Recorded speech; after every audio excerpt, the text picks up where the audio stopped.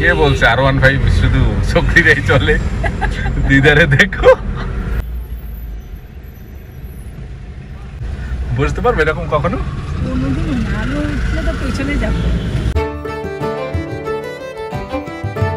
ওটা কি শুকনো কাপড়? শুকনো দিয়ে মুছতে হবে না, শুকনো দিয়ে মুছতে হবে না, ওটা আরো নোংরা হয়ে যায়। শুধু জল দিয়ে উপর দিয়ে ধুয়ে দিলে হবে, শুকনো দিয়ে মুছতে হবে না। মুছলে নোংরা হয়ে যায়, আরো বেশি নোংরা হয়ে যায়।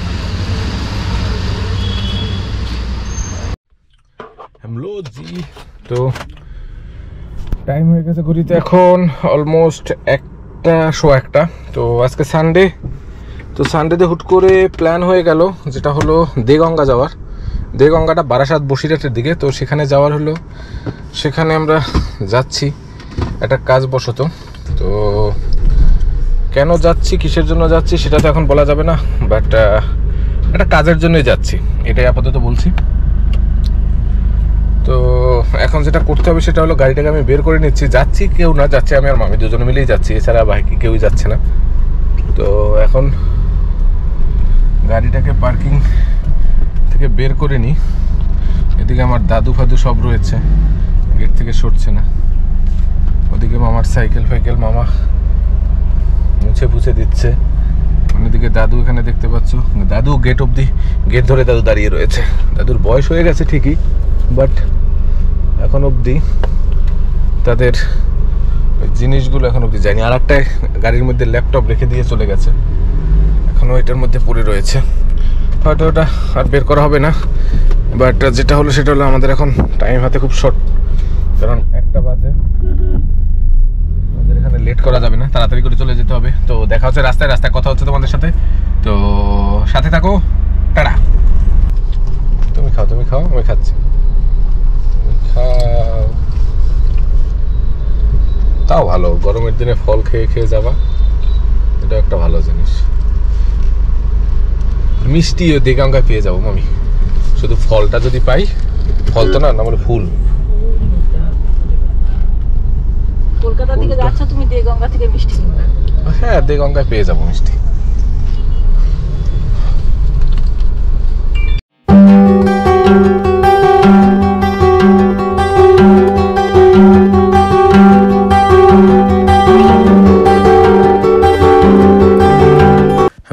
জি, তো সানডের দুপুরবেলা রাস্তা একদমই ফাঁকা ছিল, আর আমি আর মামি দুজনে মিলে গল্প করতে করতে চলে যাচ্ছিলাম। তো হালকা করে মিউজিক ছেড়েছিলাম, তো মিউজিকটা অ্যাড করা যাচ্ছিল না কপিরাইটের ভয়ে, যার কারণে মিউজিক অন করিনি।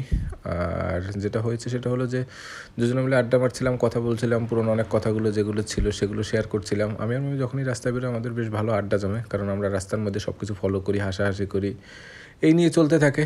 তো দুজনে মিলে বসে সেগুলো নিয়ে ডিসকাশন করছিলাম, আর তার সাথে যেগুলো হয় বাদ বাকি। আর রাস্তা ফাঁকা পেয়ে গেছিলাম, এই রাস্তাটা এমনিতেই খুব বাজে ছিল আগে, এখন রাস্তাটা খুব ভালো হয়ে গেছে, যার কারণে এখন আর গাড়ি আমাকে স্লো চালাতে হয় না। অ্যাভারেজ 60+ অ্যাভারেজ রেখে গাড়ি চালাই। আঙ্গুল বল কিন্তু সব শেষ করে দিয়েছি,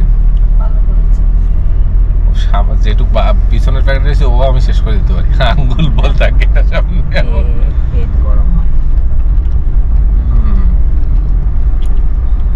আমাদের আম গাছে কিন্তু বিশাল আমের বোল হয়েছে, এখন বিশাল ওই উপর থেকে জল ছিটিয়ে ছিটিয়ে মারছে, আর বোলগুলোর সাথে আমগুলোরও ফেলে দিচ্ছে। একটা আমাদের পড়ে না, সেই নেট বাঁধার ব্যবস্থা।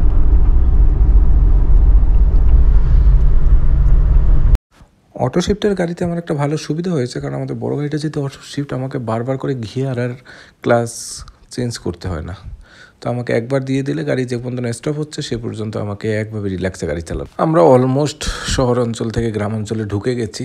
তো গাড়ি দেখতেই পাচ্ছ অলরেডি একটা পুকুরের সাইড থেকে আমরা নিচে নামাচ্ছিলাম। তো অলমোস্ট আমরা গ্রামের মধ্যে চলে এসেছি। গ্রামের পরিবেশটা খুব সুন্দর হয়, কারণ গ্রামের হাওয়া, গ্রামের আবহাওয়া, ওয়েদার খুব ভালো হয়।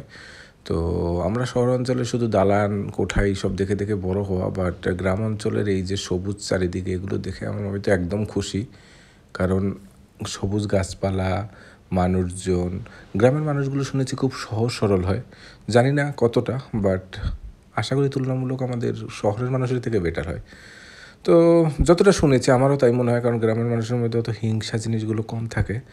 তো আমরা সেভাবেই চলে যাচ্ছিলাম রাস্তার মধ্যে থেকে, আর দুপাশে সবুজে পুরো শাক সবজি, লাল শাক, পালং শাক, প্রচণ্ড পরিমাণে শাক গাছপালা। গাড়ি করে দিয়েছি সাইড করে পার্কিং। তো এবার যাওয়া যাক। এখান থেকে ঢুকি, আমারও হাত তো মোটা হয়ে গেছে, এই তো প্রবলেম। এই এই এই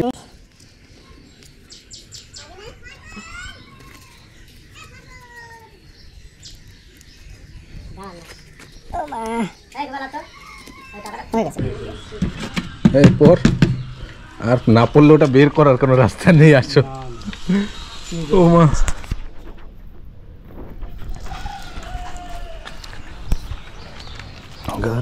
গাড়ি রাস্তার সামনে সুন্দর পার্কিং হয়ে গেছে, একদম টেনশন ছাড়া বলে এসছি। ঠিক আছে চলো। আমরা 2 বার জরিমানা দিয়েছি।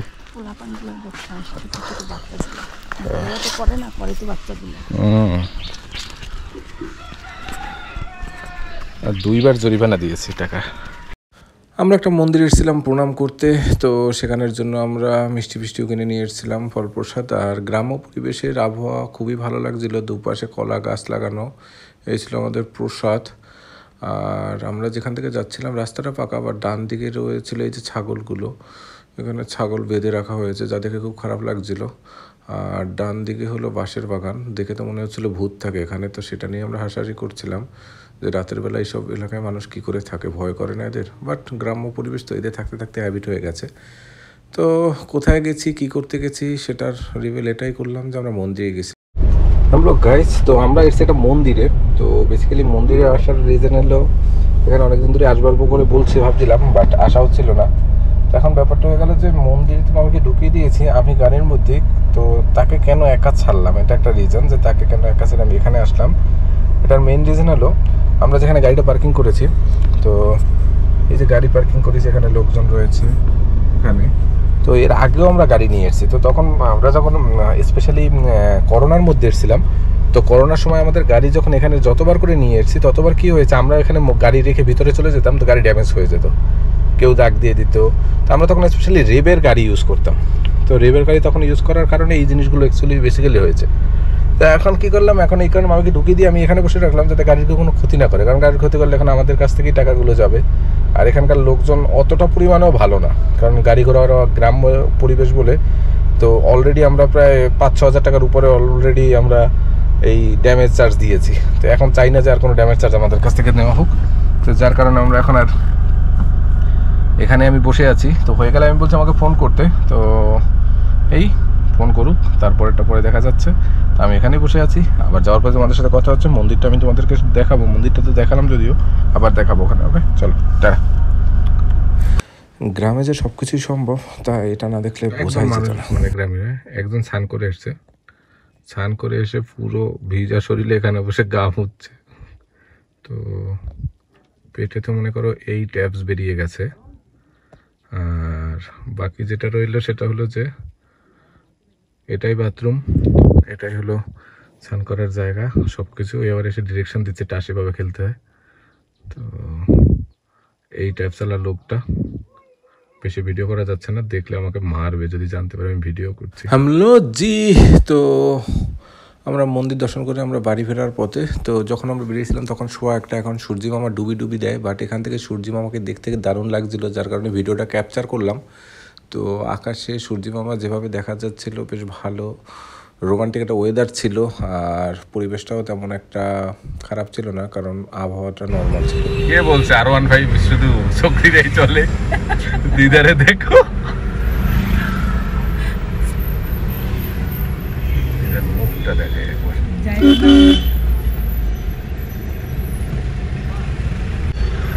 ওরে দিদারে, বুঝতে পারবে এরকম কখনো? কোনোদিন না, উঠলে তো পেছনে যাবো। দিদার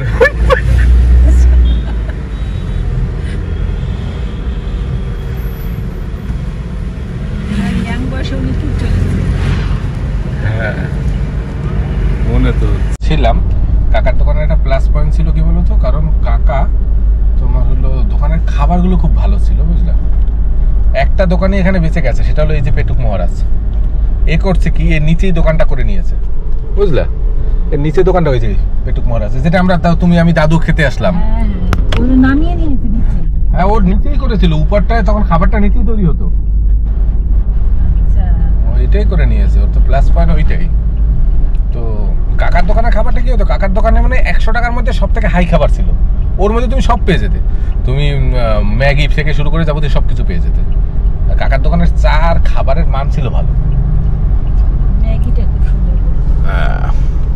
দেখতে দেখতে আমরা চলে এসেছি বেলগড়ি এক্সপ্রেসওয়েতে, বাড়ির অলমোস্ট কাছাকাছি। তো এবার যাওয়া যাক বাড়িতে গিয়ে চা খেতে হবে, কারণ মাথা প্রচণ্ড পরিমাণে পেইন হচ্ছিল। তো আমাদের গল্প ফুরিয়ে এসেছিলো, কারণ রাস্তাও কমে যাচ্ছিল বাড়িতে আসার জন্য। তো যাওয়া যাক বাড়িতে।